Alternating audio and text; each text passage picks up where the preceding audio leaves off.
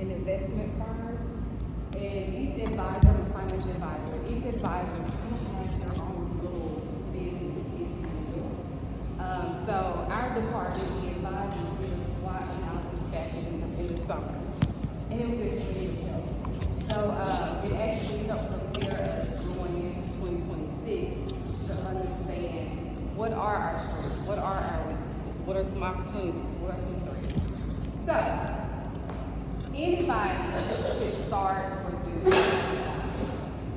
If you have a business, if you're starting a business, if you're a big business and you've been in business for a really long time, it's always a good idea to revisit your SWOT analysis if you've done one, or to start one if you haven't.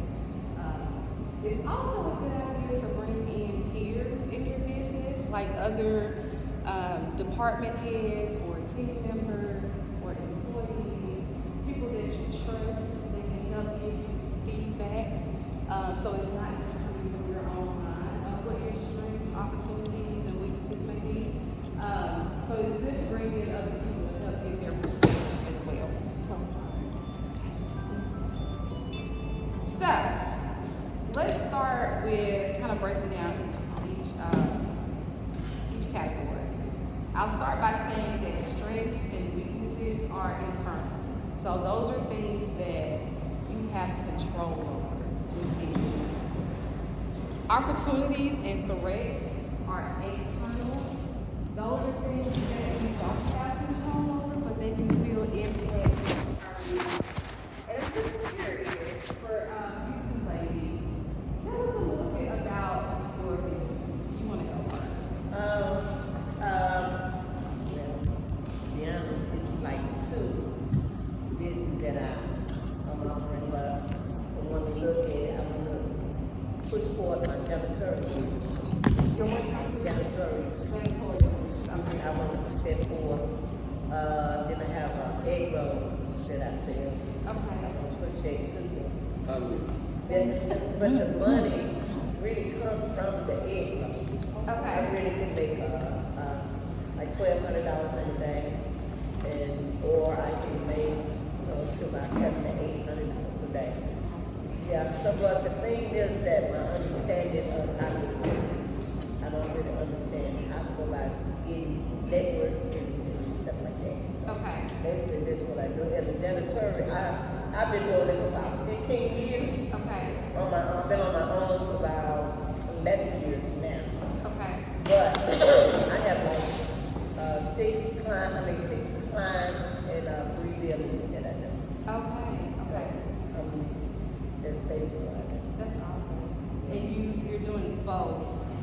Are you spending equal time in both? More time in janitorial than I do the other thing. But the egg roll is more profitable? Yeah, Okay. I can make real good money on it. Okay. That's awesome. Yeah. Thank you for sharing. That's on the gym. Wow. I have something to say. Okay. What's your name? Tamika. Tamika. Nice to meet you. Okay, Katrina, I started business in 2013. I opened up a tax company, Okay. which is very successful for 12 years. I had all my kids working for me. I had a full staff. I went from 80 clients to 1,200 consistently. I got bored with it. I lost passion, and the generation changed. So I left it to my kids, which they doing good in it now. So this is my first year. It's actually just completely stepping away from that. I became a general contractor this year, but I started real estate in 2018, investing in Airbnbs, I did that, and I got into the construction. And a guy took advantage of me, and it made me go. So now I'm my own general contractor. I got the unlimited license, and I'm building new construction in Orange Mountain right now. Okay. Which is being in the field, helping the field for me as a woman has its challenges. Because men tend to think I don't know, and then when I show up, I'm a woman, not a man. And it's like, what are you doing? That type of thing. But it's been very good. I finished my first house in 53 days. Yay! Yeah. And I'm on my last stretch of it, and I'm starting started on my new one, Monday. Okay. So I'm putting 6 houses on one street. Mm. I'm super excited about it. Me and my kids lived in this neighborhood. I was that girl who didn't graduate from high school. I was that girl who was a teenage mom, you know, get everything in them like you used to. Like, hard work, structure in your business is very important. And you always have to revisit. So I'm here because I want to go back and revisit what I'm doing in my business. Yeah, in my business. So I'm glad to be here. I'm so excited I made it today. You know, I was a little age, but that's what I do. Thank you both for sharing. I love hearing what everybody's doing. Those are both very powerful stories and testimonies. And I'm just excited for what you guys are doing. Like, it's really impactful in our community. So congratulations to all of you and kind of track with you on what you're doing. Okay. So let's see, what do we call? Internal and external. Yep. There was something that you said, you talked a little bit about being in a male-dominated industry. Kind of into it. I totally understand. Same thing for me in the investment world. Really male-dominated, really white male-dominated. But that could be a weakness, right? But there can also be an opportunity with that. I remember when I first started, I had a mentor. You know, I was really struggling with being a woman and being African American in my industry. It was like this, just this big bar that I kept hitting against. And she just asked me and said, how can you turn that into a strength instead of viewing it as a weakness? And I mean, simple question, but it got me to thinking like, okay, you may be right. What are the positives of being an African American woman or being a minority in a male-dominated industry? And so I'm gonna challenge you and have it to start thinking that way as well. Like, how can I turn this weakness into something that's a strength?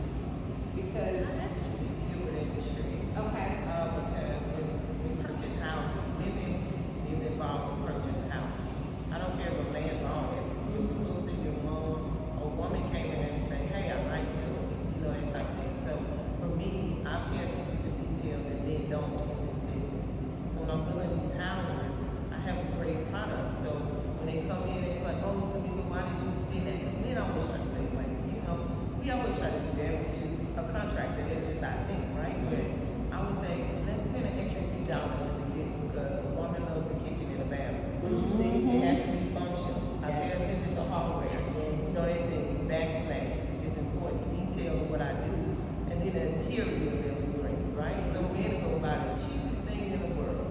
And I was like, why would you buy that? When a woman has to come in this kitchen, she's gonna use the kitchen, you know? So I go, and that's the strength that I bring. So that all the builders over there, they'll come in and say, Tamika, why do you do that? Where you get that from? That type of thing. And so I know it becomes a strength now. Yeah.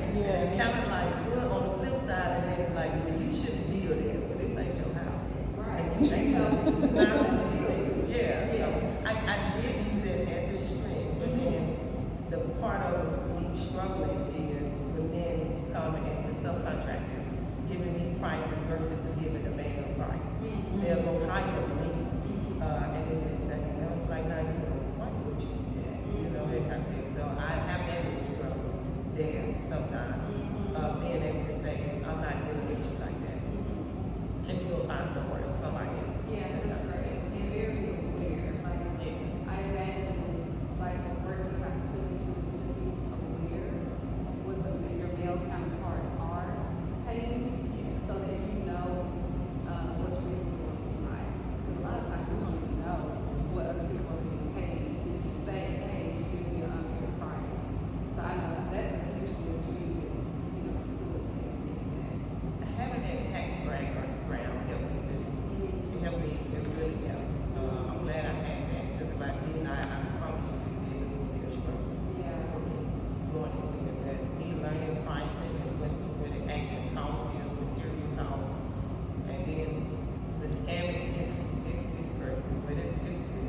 You like triple threat. They can't get over on you. They can. And they don't like it, and they come at me and it's so crazy, but it's been good though. Yeah. I'm overall happy. That's awesome. That's awesome. Okay, thank you for sharing. Okay, so I have some examples on here about internal versus external factors, which I'm sure you guys all kind of understand that. But some examples of strengths and weaknesses could be your customer service, product quality, and you guys feel free to throw out some other things that you think might be strengths or weaknesses within your own businesses. And I'll go ahead and open the floor up for all of our business owners in here. If any of you want to share, we'll do strengths and weaknesses first. What is a strength in your business? And then some of you share what you might think a weakness is. I can. I start. I know like my strength in my company is I think customer service, because you find it with IT companies, they pretty much most of the time they don't even contact me, contact this person, or go through the robotic systems of chat bots and stuff like that. I think for mine, my strength is also my weakness almost, but my strength is just being able to have a human connection with people. Where I go out, I'm like, it's almost the same thing as y'all, where it's like a male-dominated thing, and most of the time they don't expect a woman to walk through and know IT like I do. And so that's actually one of my strengths, is when they sit down and they talk to me like the physicians, or now I got an abstract or concrete customer. Thanks a lot for that fake stuff. But I got a concrete customer, and what I notice is when the males, they see me and they like, oh, they start listening to me, but it's almost like walking in, they don't really know. And I'm actually used to that, but that's a strength, is I kind of handhold, I guess, the physicians, and then I get them set up, and then once they got all their IT set up, it's like now I can kind of go back, and now I'm doing a subscription model, which actually I started doing that. So that's one of my strengths. One of my weaknesses in my company is I really think it's the same, being that I have to, because I'm hand holding, it ties me to the company instead of me having more people that kind of think like me training somebody to have the same kind of passion and the love for the customer. My strength is also my weakness. So it's a big weakness too, because I won't be able to walk away like how you did with your children unless I repeat and train somebody to do it the way I'm doing it. Yeah. So That's so hard. Yeah. Because when it's your baby, yeah. somebody else to come in and with the same integrity, love, care. Care for the patient. Care for the doctors and stuff. Yeah. Yeah, for sure.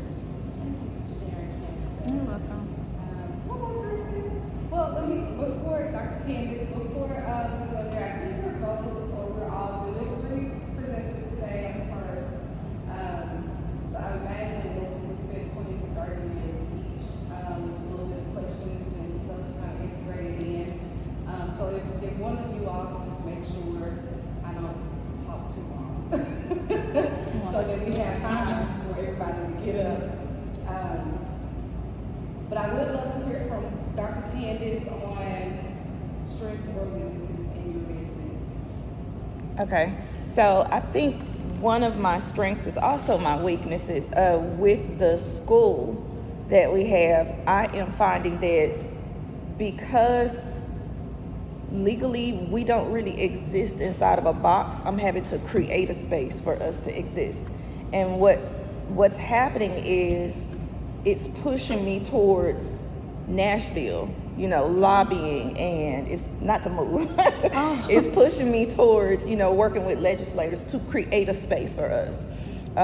We have actually no shortage of customers. However, the customers that we're seeking are able to pay tuition. So there is an untapped market for us that, because we don't really exist in legalese just now, I'm having to create that space. And so that's like a pioneering thing. And then it's pushing me to a space where I'm like, oh, I feel weak in this. What are we doing? We're lobbying? That's what we do? So that's just a new avenue to explore, but it has to be done because it's like we're a pioneer in this space, and there are other people, other schools like mine, and we can't use the term school legally. Actually, there are others like mine that are waiting to come in, but somebody has to create that space in the legislation, and so that's what we're looking at now, and it's quite an interesting space. It's nothing that you imagine that you would be in when you say, okay, well, let's do education, let's do a school. Oh, really? You're going to do that type of school where the government doesn't have a hand in it? Really? That's what you're doing? So it's interesting. And I also was thinking about ladies in a male-dominated field. That's what's happening with me, because when you're looking at high-level legislation, there are no females. You know, in the House, there are no females. There are some, but it's few and far between, especially when you're talking about representation over a whole area, the greater Memphis, area. There's like one female from our area. So it's interesting. And so what I do is I try to think about it like I teach my students who go into business. I say, you're a little kid, but you're a secret weapon because no one sees you coming.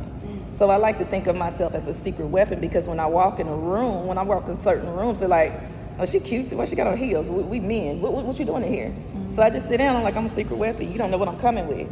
Not until I open my mouth, and then it's like the respect happens then. But first they're like, okay, whose wife are you in here? None of y'all. You know? How many of us have dealt with that though? Where it's like, you may not be fully recognized until it's like you have to prove yourself. Yeah.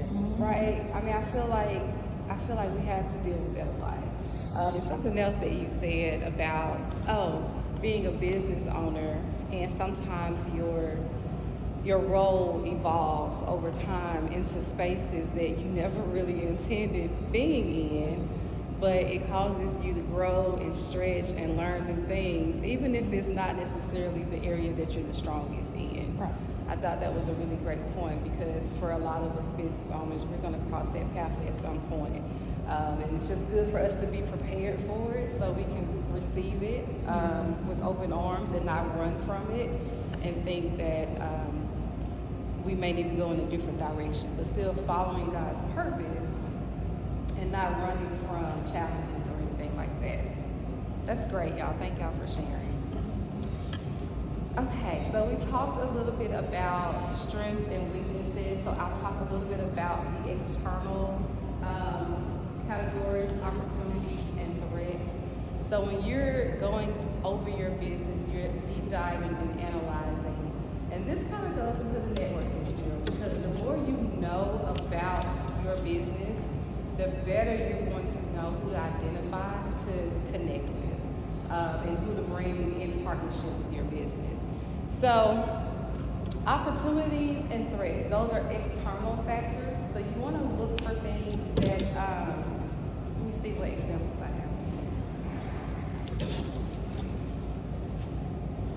have. Okay, so we have market trends and new competitors.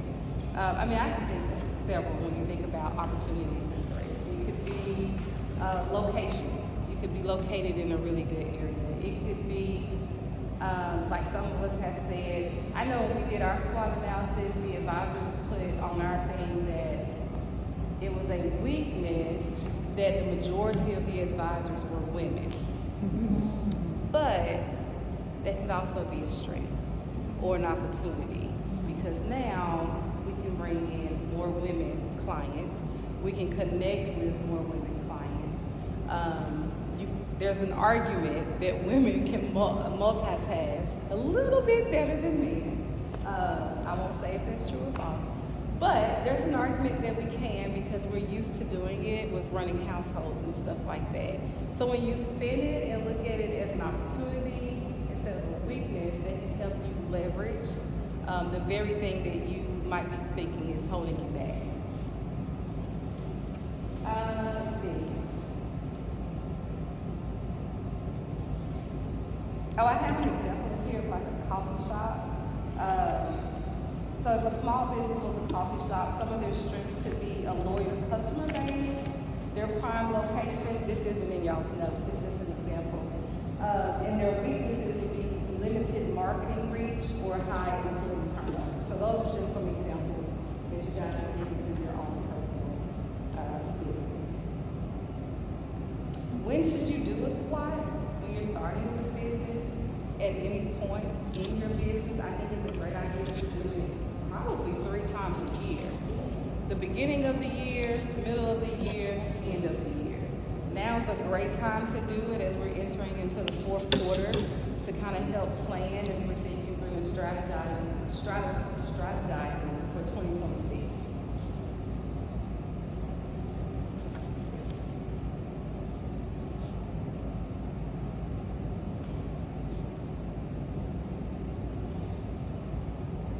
At the end of our SWOT analysis that we did at work, we asked ourselves one question, and that was, if we could change anything with a magic wand within our business, what would that be? If you could change anything to improve it with the snap of a finger, what would that be? And I'm going to challenge all of you to ask yourself that question within your business. Because it may not be possible today, but if you know that one kind of linchpin thing could help change everything for your business, just by identifying what that is, you can start working towards that. And sometimes we can work towards something subconsciously. Doesn't mean you actively pursuing that goal, but once you put it out there, it's out there. And now you can start working towards it. I think that's the meat of my presentation. I mean, the SWOT analysis is pretty straightforward. It's really just deep diving into your business, understanding where you excel, what opportunities are out there for you to take advantage of that you may not be taking advantage of. What are your weaknesses? What are the things that may get in your way? And the threats is important too, because it could be something that's not a weakness or that's not affecting you today, but it could be potentially something 2 years from now, 5 years from now. With AI changing, how does that affect your business? How does it affect your employees? How does that affect your profit? I mean, so it's always good to sit down, have a critical eye. And if this isn't your strong point, again, I'm going to recommend and suggest that you bring someone in to kind of help brainstorm with you. Because we only see what we see, and it's just good to get a different perspective. So I feel like the SWOT analysis is pretty straightforward. It's a huge benefit for entrepreneurs, for business owners. I mean, honestly, you could apply it in your family life. You can apply it in relationships. Like, you can really apply it in almost anything. But I'm curious to either of you or anybody if you all have questions or input that you'd like to go in a little deeper on.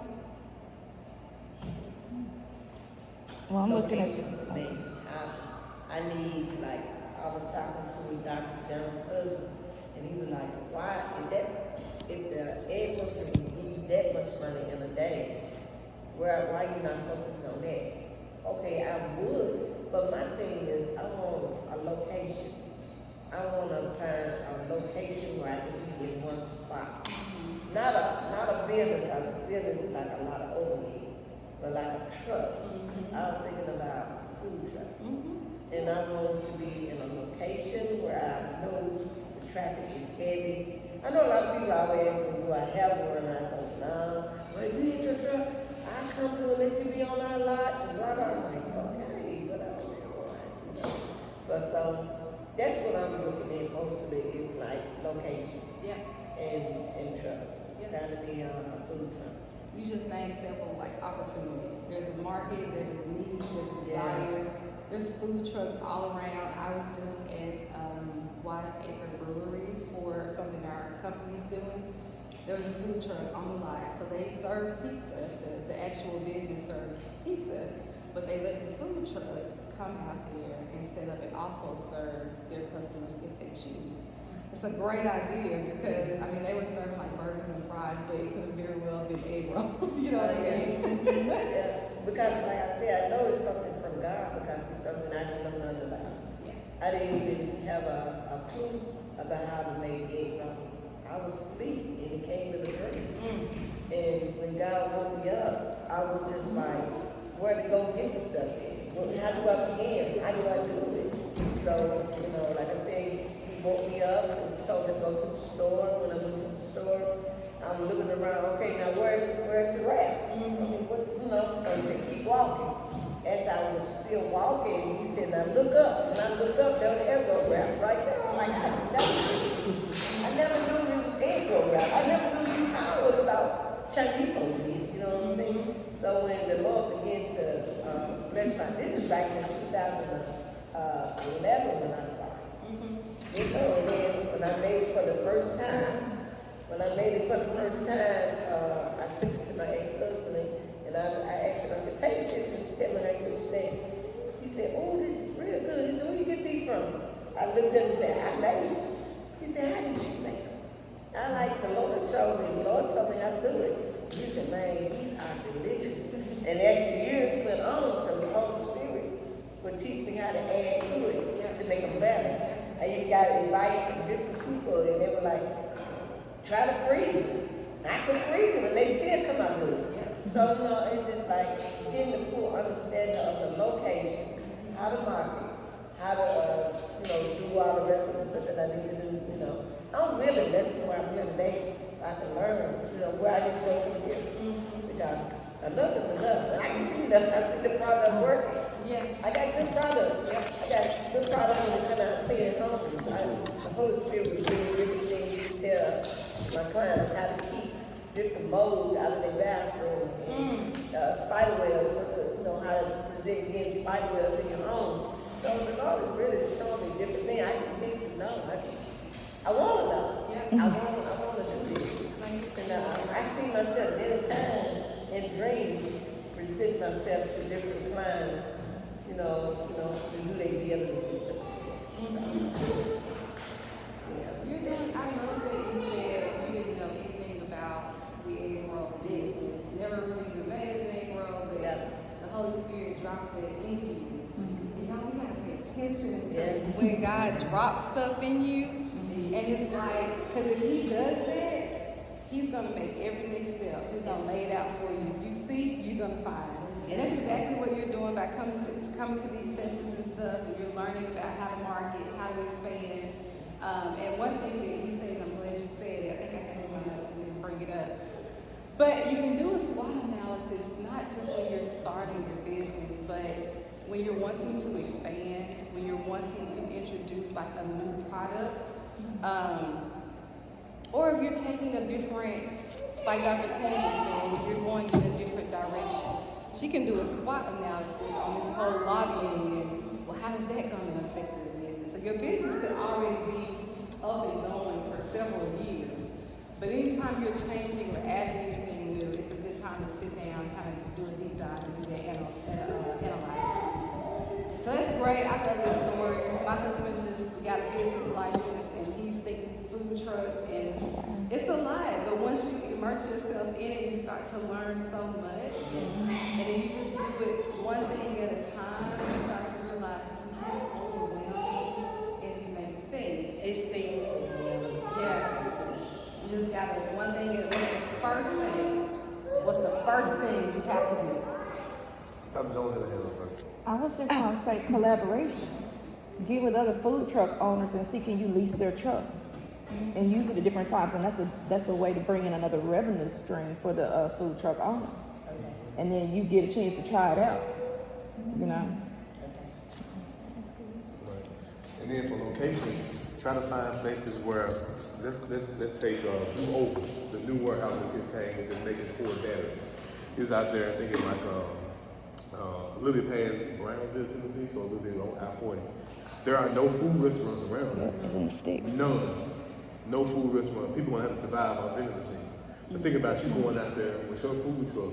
So just try to think about locations like that. Like another location that if people will not know about, it's off of Humphreys, over there by what is that, Christian Brothers High School. So if you go down the street right there, up under that overpass, where the apartment complex is at, you have the Baptist headquarters building, you have the apartment complex, you have Labana, you have the post office, the FBI, right there, right? So you have all these businesses, but the only food restaurant right there is Wendy's.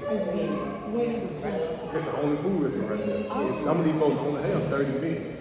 Some of these folks don't have that long. So that's, we have to just, I know you're saying it seems like it's hard, but it's really easy if you just sit down and just change the mindset of what you're thinking about and how you're thinking about it.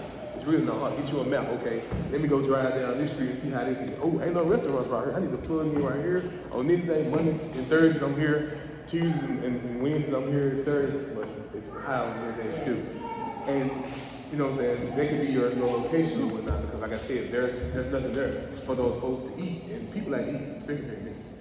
I know one lady I spoke to about it. She said you got to have your, I forgot the name of the license you have. Permit. Have, The permit. yeah, to be able to be in a location. You just can't come and park and do it. You got to have a license to do that. To be on the city street, you got to have a license. To park, if you, say for instance, like when I tried to do, the marathon, gas station when I was, just curious, say, if I had a food truck, can I park it on the lot? He said, well, you have to pay, you have to have, I don't know the name of the license that I have to have on to be able to sell my food off this You have to lot. have. But see, Go ahead. that's on the lot though. That's on this lot. Yeah, because when I was working out, a man came out there with a grill on the back of a trailer. I saw that. in the cold of a street on the back of his trailer and made a lot of money. Now that's definitely one way to do it. Like maybe Show pulling up to a car or something in a neighborhood. This is somewhere where it's not a private property. Right, Where it's right. open public. Okay. If you're on a private property, you will need a license. Yeah. You just have to do that. And you want to, you have to determine if it should be sold as proprietor or LLC. And I'm telling you, ChatGPT, if you type in what your business is and what your goal is, and then ask what are the steps that I need to do to start, it will literally spit out 1, 2, 3, 4. First thing you need to do, go apply for a business license. Determine if you're going to have an LLC or sole proprietorship, because it's going to determine what type of license you file for. It's going to tell you if you need an EIN number, if you need a business account. Like, you just have to start with the research. When you start with the research, it's going to feel overwhelming. You're going to be like, it's a lot for me to do. My advice to you would be to keep it small initially. You may not need to go out and buy a food truck right away, right? It may just be, where can I sell my egg rolls in larger spaces?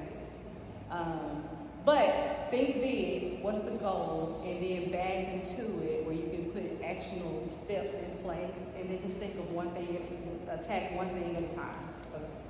So it won't be so overwhelming. I think that's my time now. Thank you for all of your input and feedback. I appreciate it. Great job and good luck analyzing your business.